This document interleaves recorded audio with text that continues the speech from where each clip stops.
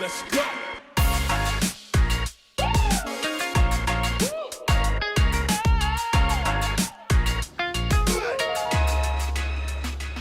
Hi everybody, my name is Bouwe Bekking. I'm 57 years old and I'm actually living in Denmark in Gotland.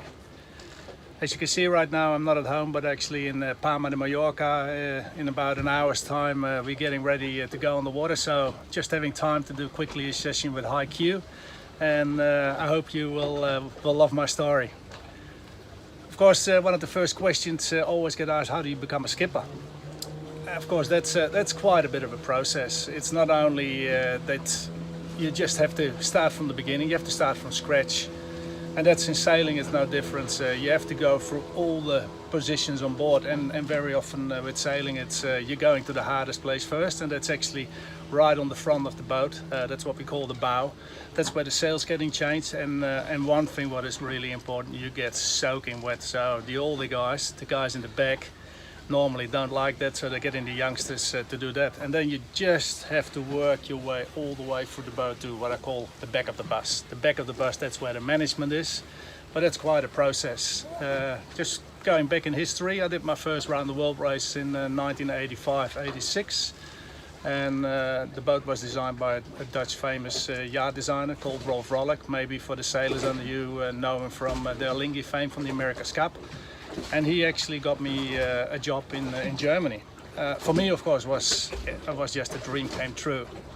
I've been sailing around the world without getting any money paid, and now all of a sudden I got paid for a thing what I love to do. And I was looking after a boat. It was the first time I actually started building boats, so I got a lot of baggage with preparation, how you're building boats. I actually built 5 boats in the period I was there. So I learned not only a lot with sailing, but as well with management styles, because you're working with companies. Quite a little bit of money is involved because boats are not cheap. We have to say it's quite an expensive hobby. But that way you just learn a lot, and that was the same sailing-wise. Like the first year, what I said, I started on the bow, like what most of the people do.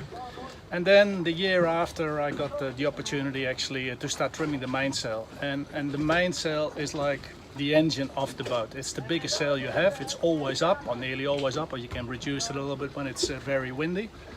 And so I was in close contact with the skipper. The skipper was driving the boat, and so I learned quite a few things from him. And then during that year, we sailed a couple of long races, and one race it was quite nasty, and people got very tired, and we were rotating, of course. And all of a sudden, just the batteries went flat on nearly everybody. And I was, because of my experience of racing around the world, they just said to me, "You look still pretty fresh. Just take the helm and steer our boat." And all of a sudden, we just made good progress through the fleet, and we actually started leading, and we won that race. And it's just one of these things. People acknowledge it. Why was I actually driving that boat so fast? Because I actually spent the most of my time I spent with the boat. When we were doing events in England, I had to sail it from Germany to England. So I was a lot of hours on the helm, and I knew exactly how the boat was reacting. So even that the very good sailors, because they were all amateurs at that stage, they were fantastic sailors as such, I still made the most hours on that. And it's just one of these things. It's practice, practice, practice, and you're getting better at it. The year after, I all of a sudden had the opportunity to be the tactician. That's the more or less the strategical guy who says when you have to tack or jibe and just coaches the crew. Our normal tactician had a family issue, and I got the opportunity. So I went from the mainsail, I went to the tactician role, and we won the event. Of course, that's still one of these things. It's a fantastic way of doing it, but just slowly but surely started paving my way, and that was the same with the other round the world races I did. I made the progress. I did 3 races where I wasn't the skipper, and then all of a sudden I had the opportunity to become the skipper. So it's a process. It's like in business. It's not day one that you can do it. It's really important, if you are the skipper, that you have a trust from your team. If the people don't trust you, you can be on paper the best person, but you will be finished as either the skipper, or in HiQ's business, you will be toast as the director or the CEO, or even as the manager, because it's people want to have performance, and I think that's always one of the things. That's always what I say to my team, and of course it's for me I'm 57 years old, what I said before. It's one of these things, you're only as good as your last result. And I lasted because I can still deliver and I can still get good results. The moment that my curve is going down, I will be finished. I'm pretty sure about that. But since I have so much experience and can teach and tell people and coach people, because that's, I think, a really important part of the skipper as well. How can you learn people to become better? And I think that's one of these small nuances what actually makes you even a better skipper. So I'm still here, still skippering boats, and I hope to do it for many more years. Yeah, so what do I love about sailing? It's just, I think we have the most fantastic sport there is. Like right now, you probably can hear quite a few background noises. Just the water going against the hull, the wind blowing through the rig, and of course, as soon we're going out on the water. Right now, it's a beautiful sunny day. It's of course not always that, but just being out there, not only out there with nature, but as well going out there with a team. Of course, you could sail solo. That's meaning totally by yourself. But I just like to be on the water with a team, and it's fighting the elements. Right now it's 35 degrees outside nearly, and but we know we are sailing sometimes in parts of the world where it's just above zero. It's basically in the Southern Ocean, and that's where where I like it as well. It's because you're just by yourself. There's maybe just one or two albatrosses around you, but just to have that contact with nature, and of course with your team, and to get together to the next port in one piece, safe, and enjoy the fantastic rides that you're surfing down the waves in sometimes what we call gale storms. But it's just fantastic to be out on the water, and that's what I love so much about it. People ask me sometimes how many days a year are you on the water. Of course, if I do a round the world campaign, I'm nearly sailing 320 days a year, but in a round the world race year, it's between 200 and 220 days a year that I'm actually on the water.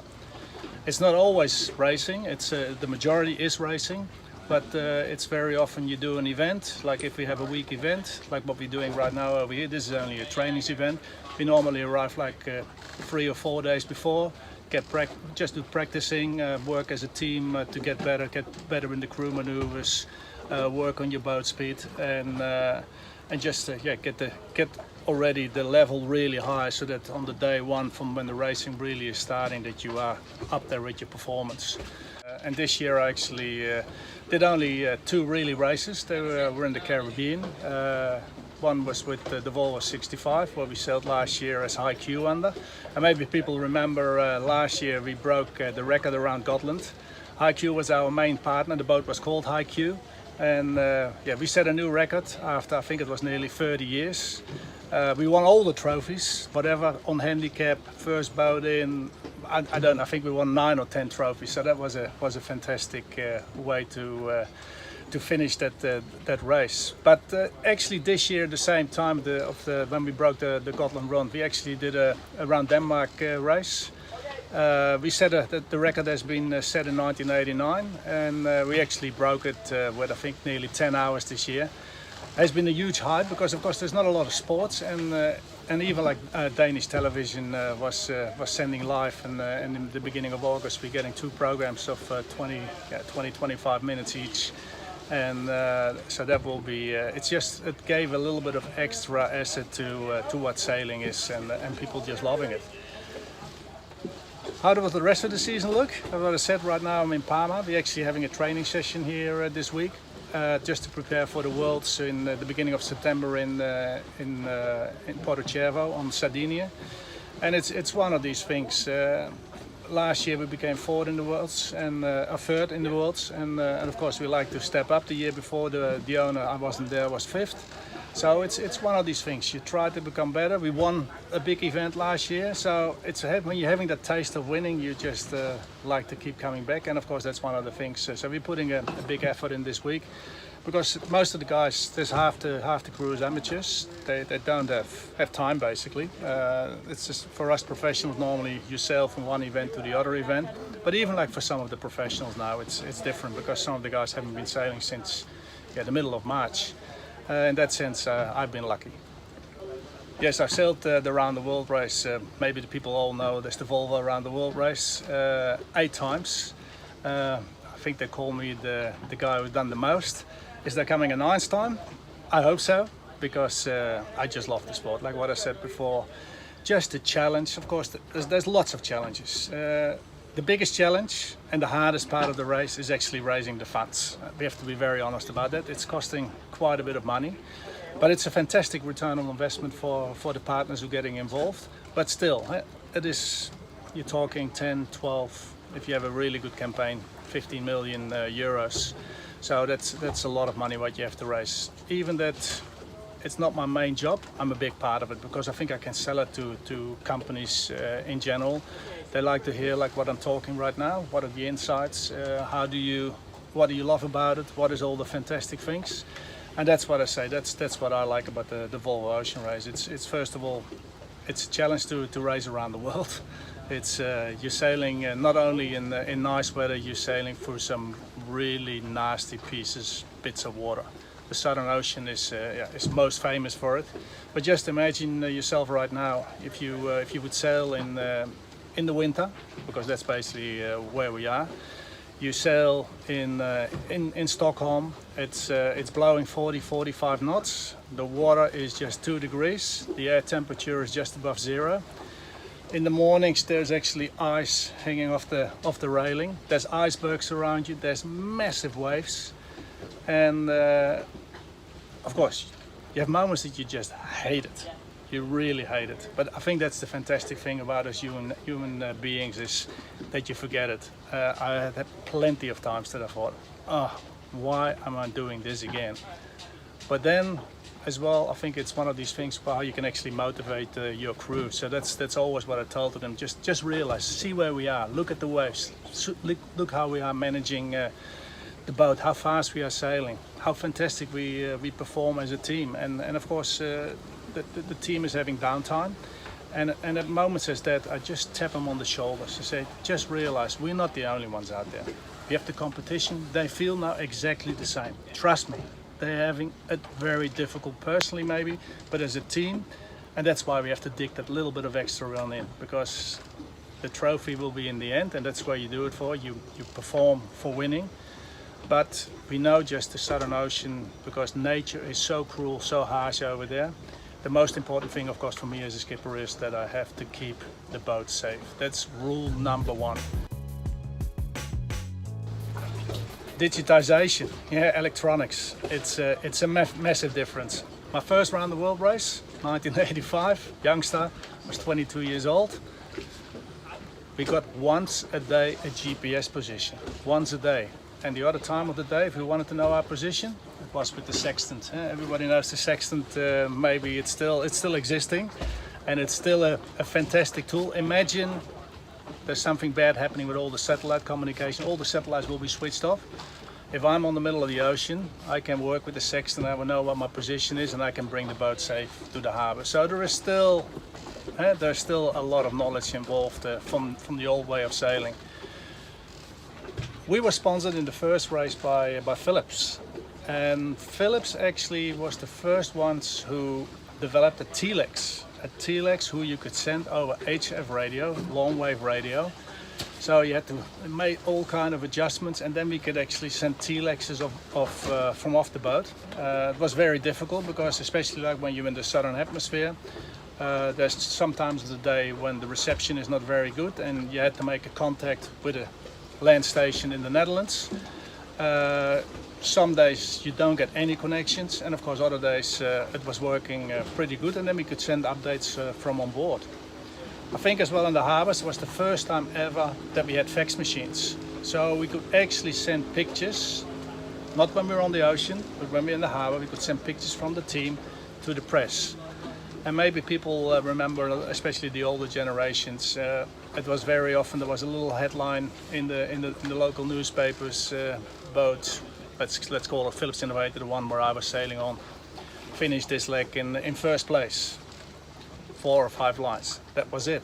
And then at the end of the race, there was like most of the boats, they made like a documentary, who was then an hour on television. And that was actually the way how I got in my first round of the world race. I seen the documentary from a Dutch guy called Koning van Rietschoten.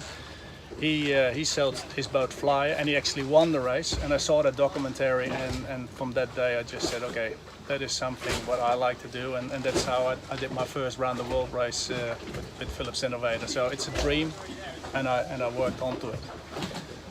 The next time I sailed around the world, then the communication started becoming a little better. We had actually huge satellite domes, and even if the connections were not very good, we were able to make phone calls. Connections were bad. Videos were out of the question. We could send some very low resolution pictures of the boat. And that became, every edition that became better. I think another thing that is really important, the next race when I did it, we had the GPS was working flawless. We started getting computers so that we actually could get our GPS positions. The GPS has just brought a lot of safety to our sport, and not only for ourselves who sailed around the world, but I think just in general for the sport. Of course, another thing with the era of computers becoming better, performance and performance analysis is something what is hugely important, and that is something what got massively improved during all the times. Because you imagine you're sailing 24 hours a day. If you don't have any data where you can refer to, then of course you don't know how good your performance is. So nowadays we're sailing with the computer on all the time. What we call 100% number is always on there. If you sail 96%, then you know you're not fast enough because you have been able to sail 100% before. So then you just start looking, is it the wrong sails we're having up, is it the wrong trimmer? Is maybe the guy or girl who's driving the boat not fast enough? Is he or she getting tired? So you have to make changes, and then of course you make changes, you make adjustments, most of the time for the better, because all of a sudden you start sailing 100% again.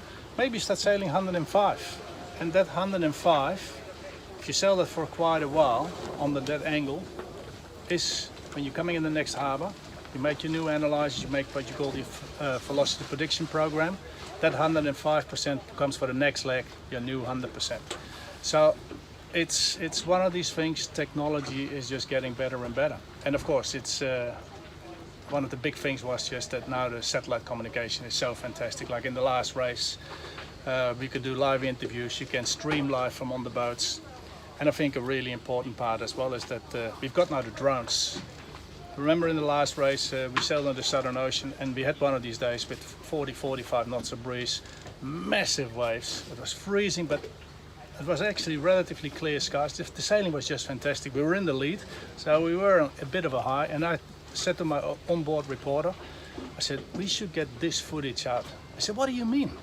I said, if we can get this footage to our followers back home, you will be a hero. I said, give it a go. I said, yeah, but what about if I've never flown the drone in 45 knots of breeze.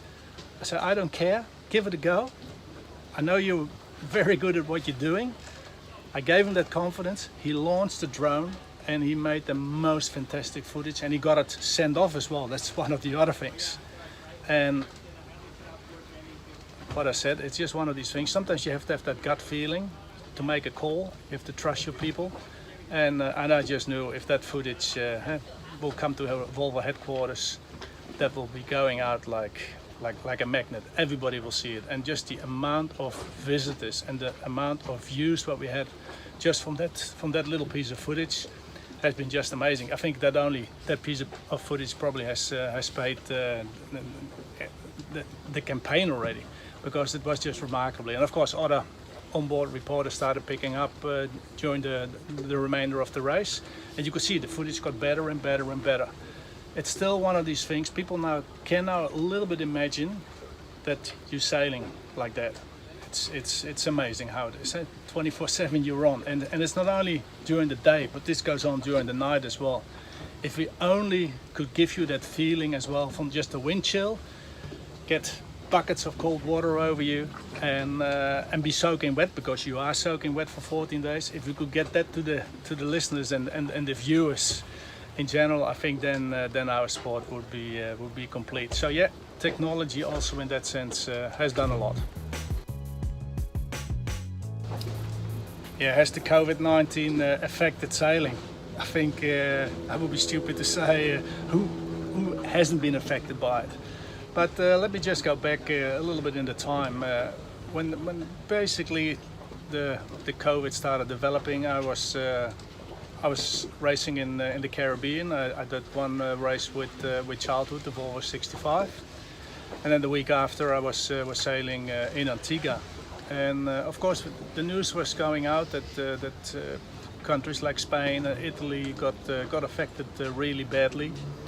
But there we are on an island, and we did our races, we had our crew meetings, we went out for dinner, and you're seeing all these messages coming across. Yeah, it's a disaster back in Europe, it's a disaster in China, and you're out there, and then all of a sudden it started hitting you, because on the last day that we had the event, my wife actually called up and said they're going to close down Denmark. They're going to close down Denmark tomorrow, and it will be difficult to get back. 11 events got cancelled for me this year. I was very lucky that we sailed around Denmark race, and it was the first time actually that the Dutch actually allowed us to sail as a team. And since then, yeah, this is now the next time that we're in Palma that we get a training session. And hopefully, but surely, it goes on again. But it saves a little bit as well, because I haven't been working for 4 months. And then, of course, all of a sudden, it's still, you have to make a living. We have to get something to eat. And that's where I realized now I have to maybe just change tacks, like how we sail, change directions. And I just started phoning around, and I actually got some consulting work now. I think I have a lot of knowledge, and now I'm actually doing some work for Royal Houseman. I was already an ambassador for them in the past. I think it's the most well-known super yacht in the world. They're building the best yachts, and I'm actually doing some consulting work for them right now. So it's you have to sometimes. I don't know either. Is it gonna last forever? Luckily, we are sailing now again. We are start racing again. But if not, then you have to lay your borders in a different place. So it hasn't been only me, it has been affected tremendously. I think it's all of you who have been maybe struggling, and some have overcome it and doing really well. And I think that's always one of these things. Don't just be static, take decisions, look at new opportunities, and I saw some new opportunities. I've taken them. And we will see where the ship will strand, like how if you're using a yachty term. But I believe in myself, so I've got great confidence in the near future. And I think as well, that's just how people are. Science is it has been always there. We have to believe in science, and I'm pretty sure that they will come up with a vaccine, and that the world can go on. I think in a way better way that we are going right now. So I'm confident for the future. Yeah, so what are the next steps for me? It's one of these things. I'm always a positive guy. I hope I can still do what I love, and that's sailing. I said I'm pretty good at it. I can be that proud to say that. But of course, it's one of these things. It's not the Bouwe Bekking show, and that's always what I tell to my team as well. It's the team. The team is what is making and breaking a campaign or a business. And of course, that's one of the things why, especially now when you're getting a little older, you can bring and give a lot back. And that's, I think, one of the reasons why I want to do another round the world race, because the rules have been changed a fair bit. It's now half of the crew basically have to be a younger generation sailors, and I can bring a lot to these younger sailors to become better sailors, to become better people, because I think it's not only that they are good sailors, it's a matter of learning how to communicate, and communication, if you can manage that, and it's what I said, you can learn that, you can really learn that well. And that's, I think, one of the things when you are a leader, you have to help your team members become really good communicators, because that's why I think everybody gets feedback. So that's one of the tasks I've got in front of me, to build up a new team. And of course, I want to win that race. I have to be very honest about it. I've been, I think it was 3 times second. I've been a couple of times third. Once I didn't finish because the boat sunk. That's sometimes one of the things what you have to overcome as well. But even like in the last race, we started really late, and I had that belief that we actually could pull it off, and I think people wouldn't give us a dime. But I trusted in myself and in my team, and in the beginning we were not very good, and then after half a year we slowly but surely kept going, become better and better and better. The team got better, the communication became really better, because that's very often what is happening. If you are starting and whatever in the business as well, in the beginning there will be probably 1 or 2 guys or girls speaking if you're sitting in a group of 10, and the rest is just listening, hopefully learning something. And that is the thing what you have to try as a leader then. Just try to get these other 8 team members to open their mouths, speak out their minds, because everybody's having pretty smart minds. They have education, they have ideas, and if you can bring these ideas into the group, of course sometimes ideas are really silly, still listen to them and say, can we use it? Or have we done it maybe in the past already and it was not such a good idea? But if you can get that momentum going, that everybody start chipping in, having ideas, you speak about it, you can see here we can improve. And that is one of the things. And if you then see the outcome and it is working, and you can say back afterwards, it was not me, but it was that team member who actually came up with the idea. Giving them that credit, of course you get even better response from them back.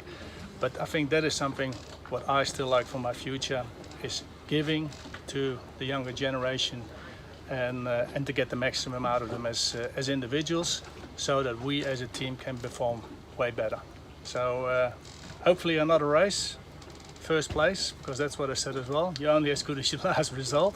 So I like to win that one. But yeah, it's the team as well. What is everything, and that's something what I like. I like to maximize that. So believe in yourself, believe in your team, believe in your company, and then together you will get great results, and especially you will feel really good in the heart. And I think that's one of the most important things. You have to be happy in what you're doing, and that's what I really can say for myself. I love what I do, and for you who never has been sailing, get on the boat and get that same experience at least, and to know what we are in. Hope to see you soon, and maybe next year during the Gotland Runt in Stockholm. See you. Bye bye.